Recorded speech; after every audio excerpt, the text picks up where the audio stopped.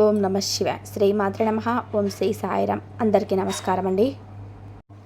ఈ రాశి వారికి నవంబర్ 9, 10, 11 తేదీలలో ఒకేసారి 3 పెద్ద అదృష్టాలు అయితే కలిసి రాబోతున్నాయండి. ఇకపై మీరు నక్కతోక తొక్కినట్లే అని చెప్పుకోవచ్చు.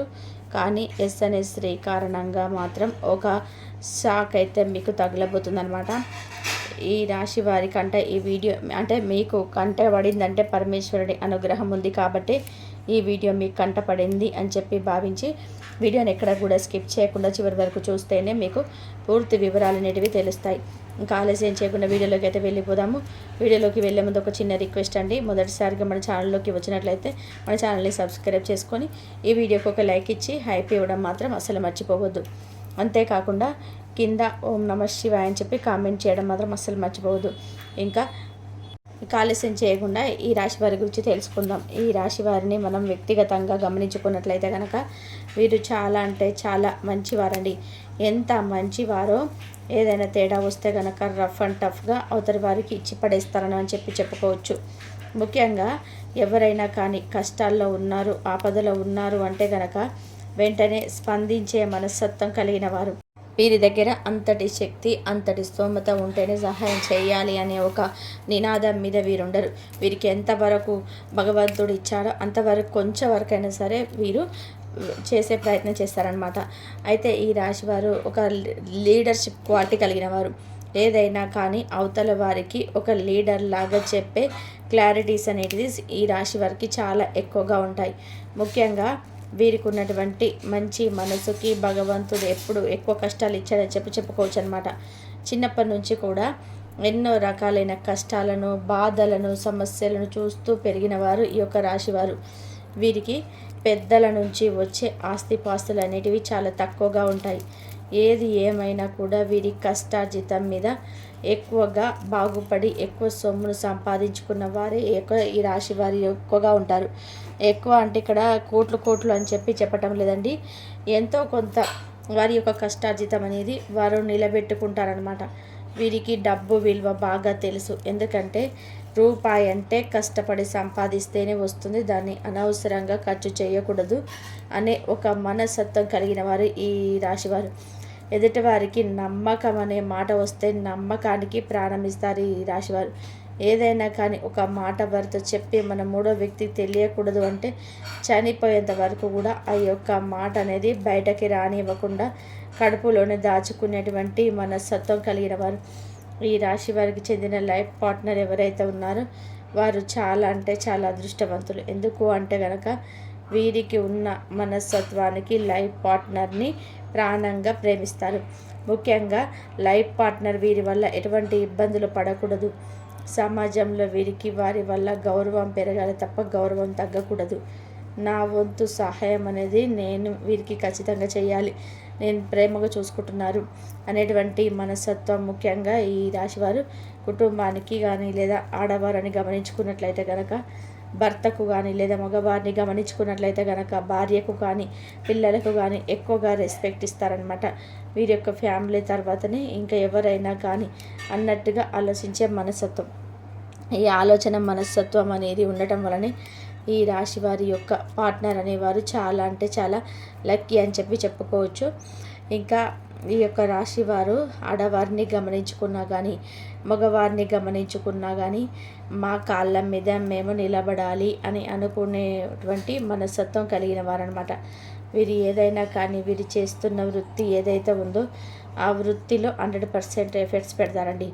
ఇది నాకు సంబంధించిన పని, ఈ పనిలో నేను ప్రత్యేకమైన గుర్తింపు తెచ్చుకోవాలి, ఒక ప్రత్యేకమైన పేరు తెచ్చుకోవాలి, నాకంటూ ఒక స్పెషాలిటీ నేను ఏర్పరచుకోవాలి, నలుగురిలో నాకంటూ ఒక పేరు, ఒక గౌరవం, ఒక పలుకుబడి ఏర్పడడం కోసం ఈ యొక్క అన్నం పెట్టే ఈ యొక్క బ్రతుకునిచ్చే పని ఏదైతే ఉందో దానికి నేను ఖచ్చితంగా కూడా విలువనివ్వాలి అనేటటువంటి మనస్తత్వం కలిగిన వారనమాట ఈ యొక్క రాశివారు.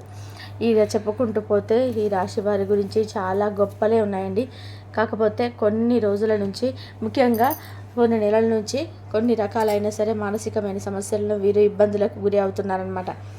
దేనికి మానసిక సమస్యలు దేనికి వచ్చాయి అనే ప్రశ్న కనుక వేసుకున్నట్లయితే కనుక వీరికి బంధుమిత్రుల యొక్క కలయిక అనేది కొంత నష్టాన్ని తీసుకొస్తుంది. అంటే బంధుమిత్రులు వీరికి సపోర్టుగా లేకపోవడం, నా అనుకున్న వాళ్ళే పరాయి వాళ్ళలాగా ప్రవర్తించడం, ఎక్కువ సపోర్ట్ను వీరికి ఇవ్వకుండా బయట వారికి ఎక్కువ సపోర్ట్ని ఇస్తూ ఉండడం, అంతేకాకుండా కొన్ని రకాలైన హెల్త్ ఇష్యూస్ అనేటివి ఎక్కువగా ఉండడం వీరికి, అవి కూడా కొన్ని మానసికమైన సమస్యలు, కొన్ని శారీరకమైన సమస్యలతోటి గత కొంతకాలం నుంచి ఇబ్బంది పడుతున్నారు. ఆ సమస్యలు దేనికి వచ్చాయి, వాటికి పరిష్కారాలు కూడా చెప్తాను. అవి చేసుకున్నట్లయితే చాలా సింపుల్గా మీరు సమస్య నుంచి బయటపడవచ్చు అనమాట. ఇక ఓవరాల్గా చూసుకుంటే ఈ యొక్క కుటుంబ పరంగా కూడా కొన్ని చిన్న చిన్న డిస్టర్బెన్స్ అనేటివి ఉన్నాయి.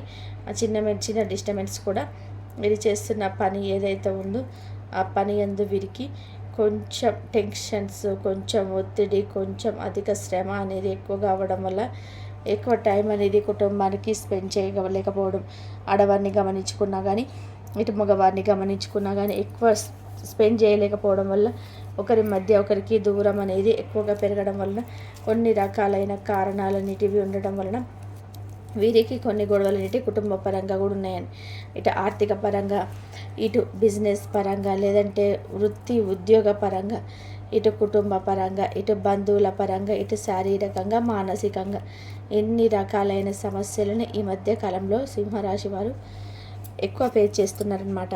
మరి ఈ సమస్యలన్నింటినీ కూడా ఎలా ఫుల్ స్టాప్ పెట్టాలి అంటే నేను ఇక్కడ ఒక మాట చెప్తాను. ఫస్ట్ సమస్య ఏంటంటే కనుక బంధుమిత్రులలో డిస్టర్బెన్స్ అనేది. ఈ సమస్యను మనం ఎలా దూరం పెట్టేయచ్చు అంటే కనుక ఒకటే గుర్తుపెట్టుకోండి, మన అనుకునేవారు మనం చీ అన్నా చా అన్నా వద్దన్నా దూరం పెట్టినా కూడా మన వెనక పడతారు. వారికి ఎటువంటి ఏగోలు అనేటివి ఉండవు. ఎటువంటి అంటే నేను వాడి కింద ఎందుకు లొంగాలి, అసలు నేను అమ్మాయి కింద ఎందుకు లొంగాలి అనేటువంటి మనస్తత్వం అనేది వారికి ఉండదు. ఈ నా వారు, నేను లొంగితే తప్పేంటి, నేను అవసరమైతే నా వాళ్ళ కాళ్ళు పట్టుకుంటాను నేను అనేటువంటి వ్యక్తిత్వం అనేది ఉంటుంది. ఒకసారి కోపంతో అలిగి ఒకరి మీద ఒకరికి గొడవలు వచ్చినా కూడా బంధువులలో మళ్ళీ వచ్చి మన వాళ్ళతో మన గొడవ ఏంటి అని చెప్పేసి మళ్ళీ నార్మల్గా కలిసిపోయే బంధువులు మనతో ఉంటే మనకి ఎప్పుడైనా కానీ మన వచ్చి జరుగుతుంది. అలా కాకుండా తొమ్మిన ముక్కు దగ్గిన ఊడిపోయే ముక్కు ఇలా ఉంటే ఎలా ఉంటుందంటే కనుక లైఫ్ అనేది చాలా ఇబ్బందికరంగా మారుతుంది వాళ్ళని మనం పట్టించుకున్నంత సమయం వరకు. అదే మనకి అది బరువుగా, గుండెల మీద బరువుగా, నెట్టి మీద బరువుగా, భుజాల మీద బరువుగా ఎంతకాలం అని చెప్పి మనం మోస్తారని చెప్పి ఆ బరువు అనేది ఇప్పుడు ఎంతో బరువు అవసరం లేదు. ఒక గ్లాస్ నీళ్ళు చేత పట్టుకొని మీ చేతిని మీ ఎదురుగా చాపుకొని మీరు ఒక మొహం వైపు, మీ ముఖం ఆ చేతి వైపు చూస్తున్నట్టుగా ఒక గ్లాసు నీళ్ళు పట్టుకొని గంట సేపు పట్టుకుంటారు. 2 గంటలు పట్టుకుని 3వ గంట నుంచి చేయి నొప్పి పెట్టడం మొదలవుతుంది. అదే రోజులు పట్టుకుంటే ఇంకా చేయి పనికి వస్తుందో, సంవత్సరాలు పట్టుకుంటే చేయి ఉంటుందా? అలాగా మీరు మనసులో ఒక ఎమోషనల్ అంటే కోపమైనా, బాధ అయినా, ఇంకా ఏదైనా కానీ దాన్ని మీరు మోస్తున్నారు అంటే కనుక ఆ యొక్క ఎమోషన్ అనేది ఆ మనసు భరించలేదు. ఆ విధంగా భరించలేకపోవడం వల్ల ఒక రకమైన డిప్రెషన్లోకి వెళ్ళిపోతారు. ఈ డిప్రెషన్లోకి మీరు వెళ్ళిపోయినప్పుడు కేవలం మనసుతో మాత్రమే ఆ యొక్క ఎమోషన్స్ అనేటివి ఆధారపడి ఉండవు. శరీరంలో ప్రతి అవయవం మీద కూడా చూపిస్తాయన్నమాట. దాని కారణంగా మీకు తలనొప్పి రావడం, ఒళ్ళు నొప్పి రావడం, గ్యాస్ట్రిక్ సమస్యలు రావడం, తిన్న అన్నం జీర్ణం అవ్వకపోవడం, సరిగ్గా నిద్ర పట్టకపోవడం, ఇంకొన్ని హెల్త్ ఇష్యూస్ రావడం అండి. వాటి వల్ల మీరు దానివల్ల అనుభవిస్తున్న ఆ నరకం ఏదైతే ఉంటుందో అది కొన్ని రోజుల నుంచి మొదలై కొన్ని సంవత్సరాల వరకు చివరికి చచ్చేంత వరకు కూడా ఆ ఎమోషన్ అనేది మొయ్యాల్సి వస్తుంది. కాబట్టి అలా మీరు ఎమోషన్లో ఉన్నప్పుడు, బాధలో ఉన్నప్పుడు మీ బంధువులు అనుకున్న వారి అక్కడ పండగ చేసుకుంటారు, కేకులు కట్ చేసుకుంటారు. వారు మీ గురించి 1% కూడా ఆలోచించరు. ఇక్కడ ఏ బంధమైనా కానీ గుర్తుపెట్టుకోండి, మనకి ఇక్కడ బంధం ఏది అనేది ఇంపార్టెంట్ కాదు. ఇక్కడ మనసులో ఎవరి గురించి మీకు నొప్పి కలుగుతుంది అనేది దాని గురించి మాట్లాడుతున్నాను. కాబట్టి ఎక్కువగా ఏది కూడా పట్టుకునే ప్రయత్నం చేయొద్దు. అప్పుడప్పుడు వదిలేసి చూడండి, మనసు చాలా ప్రశాంతంగా ఉంటుంది. ఇది మీ యొక్క జీవితం అండి. భగవంతుడు ఇక్కడ భూమి మీదకు మనల్ని పంపించాడు అంటే కనుక ఈ యొక్క పాపకర్మలు కొన్ని అనుభవించాల్సి రావాల్సి ఉంటుంది. కాబట్టి అవన్నీ అనుభవించక తప్పదు. కానీ ఈ మధ్యలో ఈ బంధాలు, ఈ బంధుత్వాలు అనే పేరుతో మనల్ని మనం టార్చర్ చేసుకుని ఉంటుంది చూసారా, అది వర్ణనాయుతం అనమాట. అది అనవసరమైనది. Waste of time, waste of your future అనమాట. ఫ్యూచర్ కూడా దేని కూడా పనికిరాదు. కాబట్టి అటువంటి బంధాలు మీకు ఉన్న ఒకటే, లేకపోయినా ఒకటే. వీరి వల్ల మీరు ఎమోషనల్గా దెబ్బతినే, శారీరకంగా అనారోగ్య సమస్యలు తెచ్చుకుంటే వారి వల్ల మీకు ఒక్క రూపాయి కూడా రాదు. మీకు ఏదైనా ప్రాబ్లం అయితే మీ మీద ఆధారపడిన మీ యొక్క లైఫ్ పార్ట్నర్, మీ యొక్క బిడ్డలు ఎవరైతే ఉంటారో రేపు వారి యొక్క ఫ్యూచర్ గురించి ఆలోచించారా? ఎప్పుడైనా కానీ బయట వాళ్ళ గురించి ఆలోచించడం ఆపేసి ఇంట్లో వాళ్ళ గురించి ఆలోచించుకోండి. నిజమైన తెలివైన వారు చేయాల్సింది ఏంటంటే కనుక, మీరు నిజంగా చాలా తెలివైన వారు ఈ రాశి వారు. కానీ ఈ మధ్య కొన్ని గ్రహస్థితుల మార్పులు అనేటివి జరగడం వలన మీరు మానసికంగా కొంచెం డిస్టర్బ్ అవ్వడం వలన ఎటువంటి నుంచి ఎటుపోతున్నారో అది కూడా మీకు తెలియటం లేదు. ఒక్కటే తెలుసుకోండి, మొదట మిమ్మల్ని మీరు ప్రేమించుకోండి, మీకు మీరు విలువనిచ్చుకోండి, మీకు మీరు గౌరవాన్ని ఇచ్చుకోండి, మీ శరీరాన్ని మంచిగా జాగ్రత్తగా చూసుకోండి. మీకు ఏదైనా హెల్త్ బాగాలేదంటే అవతలి వారు పట్టించుకునేంత వరకు మీరు ఎదురు చూడొద్దు. మీ ఆరోగ్యాన్ని మీరు చూసుకోవాలి, మీ శరీరాన్ని మీరు కాపాడుకోవాలి. చక్కగా రోజుని ఆనందంగా స్టార్ట్ చేయండి. హ్యాపీగా నచ్చిన ఫుడ్ తినండి, చక్కగా మంచిగా కంటి నిండా నిద్రపోండి. ఒక అర్ధగంట మెడిటేషన్ చేసుకోండి, ఒక 45 నిమిషాలు వాకింగ్ కానీ యోగా కానీ కష్టపెట్టండి. శరీరాన్ని చెమటలు పట్టనివ్వండి. ఒక 40 నిమిషాలు హ్యాపీగా మీ యొక్క అన్హెల్దీ రిలేషన్షిప్ అంటే ఎవరైతే చెడు మోసం చేసే బంధుత్వం ఏదైతే ఉంటుందో ఆ బంధుత్వాలన్నింటినీ కూడా మైండ్లో నుంచి డిలీట్ చేసేసేయండి. ఫోన్లో అనవసరమైన ఫోటోలు ఎలా డిలీట్ చేసుకుంటారు, ఈ యొక్క అన్హెల్దీ రిలేషన్షిప్ మైండ్లో నుంచి డిలీట్ చేసేయాలన్నమాట. అప్పుడే మీ జీవితం హ్యాపీగా గడిచిపోతుంది, సాఫీగా వెళ్తుంది. మిమ్మల్ని మీ ప్రేమించే వారికి, మిమ్మల్ని గౌరవించే వారికి, మీ మీద ఆధారపడి బతికి ఉన్న వాళ్ళకి మీరే అది మీకు ఇస్తున్న ఒక గొప్ప గిఫ్ట్ లాంటిది అనమాట. కాబట్టి మీ ఆనందాన్ని మీరు దయచేసి దూరం చేసుకోవద్దు. ఆ విషయాన్ని మాత్రం 100% చెప్తాను. దీన్ని పాటించితే మాత్రం నిజంగా మీ లైఫ్ అనేది చేంజ్ అవుతుంది.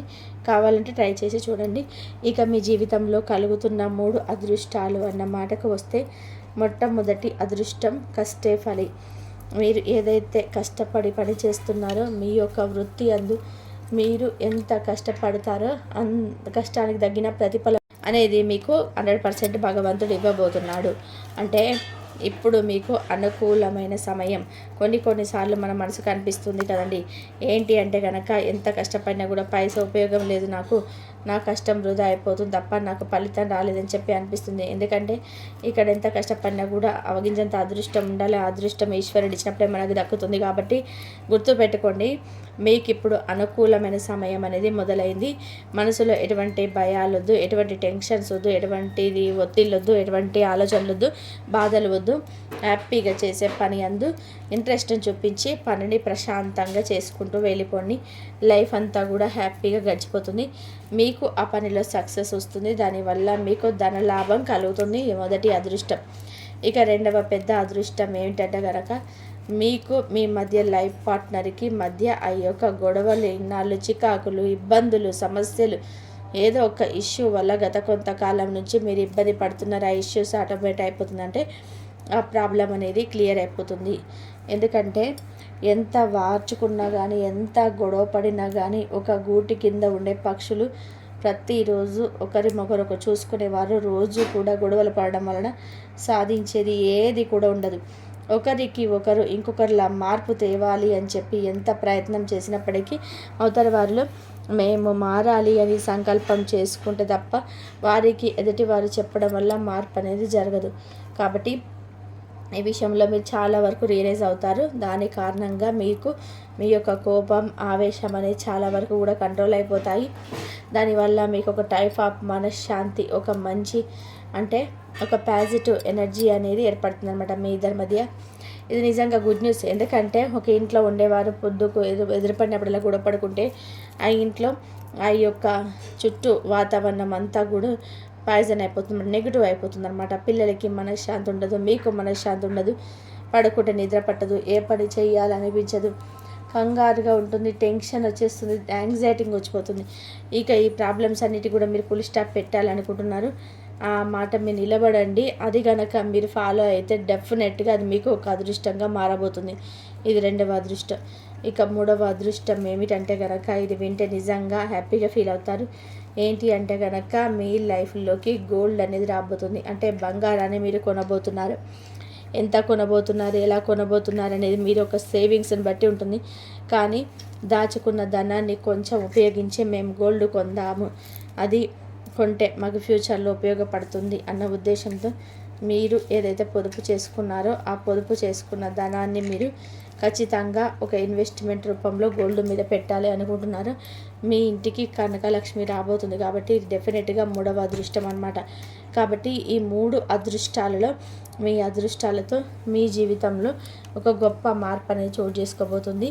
దీనివల్ల మీకు ఫలించేవి లాభాలు ఏంటి అంటే కనుక మీరు అనుభవించే లాభాలు 1 మనశ్శాంతి, 1 మంచి ఆరోగ్యం, మంచి నిద్ర, ఎటువంటి ఒత్తిడి టెన్షన్ లేనటువంటి జీవితాన్ని మీరు అనుభవిస్తారనమాట.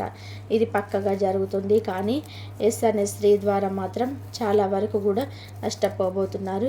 ఎస్ అనే స్త్రీ మీ జీవితంలో ఒక రకంగా ఒక మంచి వేలో ఒక మంచి దారిలో అడుగుపెట్టినట్టుగా వస్తారు. కానీ ఈ ఎస్ అనే వ్యక్తి ద్వారా కొంత మీ యొక్క ఎనర్జీ, పాజిటివ్ ఎనర్జీ ఏదైతే ఉందో అది కొంత స్పైల్ అయ్యే అవకాశం అవుతుంది. కొంత నెగిటివ్గా మారే అవకాశం ఉంది. మిమ్మల్ని అనేక రకాలైన మాటలతో టార్చర్ చేసే అవకాశం ఉంది. వారి వల్ల మీరు నష్టపోయే అవకాశం కూడా కనిపిస్తుంది. అది మానసికంగా. అంటే మీ వెనకాలే ఉంటూ మీ యొక్క మంచి చెడులన్నీ కూడా తెలుసుకుంటూ మీకు వెనక గోతులు తవ్వాలి అని చెప్పి చేస్తున్నారనమాట. మిమ్మల్ని ఎలాగైనా కానీ పతనం చేయాలి అని చెప్పి చూస్తున్నాను. మీ మైండ్ని డిస్టర్బ్ చేయాలని చెప్పి చూస్తున్నారు. మీ యొక్క బిజినెస్ వ్యవహారాలు అన్నీ కూడా తెలుసుకొని వారిలో మీకు అన్ని లాభాలు రాకుండా ఉండడానికి మీకు బిజినెస్లో ఎవరైతే స్నేహపూర్వకంగా ఉంటారో వారి గురించి కూడా తెలుసుకొని వారికి మీకు శత్రుత్వాన్ని పెట్టాలని చెప్పి చూస్తున్నాను. కాబట్టి ఈ ఎస్ అనే స్త్రీ మీ యొక్క బంధువులలో ఉండొచ్చు, లేదంటే కనుక బయట మీ స్నేహితులలో మీరు ఉద్యోగం చేసే దగ్గర కానీ బిజినెస్ చేసే దగ్గర కానీ ఉండొచ్చు. కాబట్టి ఈ స్త్రీ ద్వారా మీరు జాగ్రత్తగా ఉండండి. అలా అని చెప్పి ఎస్ అనే ప్రతి అమ్మాయి స్త్రీ కూడా చెడ్డదని చెప్పి అనటం లేదు. వారితో మీకున్న పరిచయం ద్వారా, వారితో మీకున్న అనుభవం ద్వారా వారి వల్ల మీకు గతం లేదని నష్టం జరిగిందా అనేది అంచనా వేసుకొని దాన్ని బట్టి వారితో మీరు ప్రవర్తించే విధానాన్ని మీరు అమలు చేయండి. అంతేగాని ఇక మాకు వీళ్ళు చెప్పారు కదా అని చెప్పి వారిని దేశించొద్దు, దూరం పెట్టొద్దు. ఎందుకంటే చాలామంది మంచివారు ఉంటారు. అంటే 100 తులసి మొక్కలు ఒక కలుపు మొక్కలాగా ఉండేవారు ఉంటారు. ఆ కలుపు మొక్క ఏదని చెప్పి గుర్తుపెట్టించాలన్నమాట. అంతే, గంజాయి తులసి మొక్కలాగా అలా గుర్తించగలిగితేనే మనం లైఫ్లో కొన్ని సమస్యల నుంచి బయటపడగలుగుతాం అన్న విషయాన్ని గుర్తుపెట్టుకోండి. ఇక ముఖ్యంగా ఈ 3 రోజుల విషయానికి వస్తే ఈ 3 రోజులలో మీకు వృత్తిపరంగా, ఉద్యోగపరంగా, వ్యాపార పరంగా, చిన్న పెద్ద బిజినెస్ల పరంగా అన్నిటి పరంగా కూడా అనుకూలంగానే ఉంటుంది. ఎటువంటి ఇబ్బందులు అయితే ఉండవు. కష్టే ఫలన్న మాట గుర్తుపెట్టుకొని అంత కష్టపడతారు, అంత ఫలితం వస్తుంది. ఇక అంతేకాకుండా కుటుంబ పరంగా కూడా అనుకూలంగానే ఉంది. రియల్ ఎస్టేట్ వారికి, రాజకీయ రంగంలో ఉన్న వారికి, సినీ రంగం పరిశ్రమలో ఉన్న వారికి అనుకూలంగానే ఉంటుంది. ఈ 3 రోజుల్లో మీకు ఎటువంటి ప్రయాణాలు కలిగే అవకాశం లేదు. అంతేకాకుండా ఓవరాల్గా చూసుకుంటే లవర్స్ పరంగా కొన్ని రకాల డిస్టర్బెన్స్ వచ్చే అవకాశం ఉంటుంది. కాస్త ఒకరి కోపం వచ్చినప్పుడు ఒకరు శాంతంగా ఉండే ప్రయత్నం చేయండి. ఇంకా గొడవకి కాలు దువ్వొద్దనమాట. గొడవలు ఎక్కడెక్కడ మంచిగా ఫుల్ స్టాప్ పెట్టాలంటే సైలెంట్గా ఉండడం ఒకటే మంచి మార్గం అనే విషయాన్ని గుర్తుపెట్టుకొని ఇలా చెప్పుకుంటూ పోతే కనుక మీకు ఈ 3 రోజులు ఎటువంటి సమస్యలు ఉండే అవకాశం అయితే లేదు.